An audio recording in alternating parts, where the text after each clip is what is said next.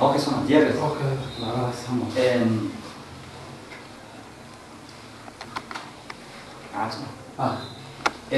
عبد الرحمن محمد عبد الله قدومي عبره وكيل لدا مانتي شلay rabshadaaya ka dhacay magaalada Burco xarunta gobolka Togdheer dabcan xal u baahan dadka deegaankaas dhammaan shacbiga reer Somaliland ee degmada Burco waxaan u baaqayaa baaq nabadeed shaqooyin baa ka dhacay shalayto magaalada Burco gudaheeda marka dhammaan shacbiga gaar ahaan dhalinyarada waxaan u baaqayaa in nabadgelyada wada ilaashano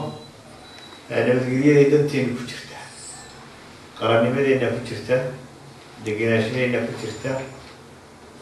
dowladnimadeena ku jirta nabadgelyada marka shaqadaas in la soo afjaro oo nabadda la soo celiyo oo degenaanshaha la soo celiyo ayaa dhammaan shacbiga gaar ahaan dhalinyarada u sii baaqayaa waxaan ilaahay uga barayaa muwaadiniintii geeriyootay in ilaahay jannadii ka waraabiyo dembigoodana dhaafo innagana dhammaanteen iyo ehelkoodna samir iyo iimaan ka siiyo intii dhaawacantayna waxaa ilaahay uga barayaa inuu caafimaad siiyo xukuumadda Somaliland waxaa soo jeedinayaa wixii cabashooyinka dhaliyey in wax laga qabto haddii ilaahay ka dhigo wasalaamu calaykum waraxmatullah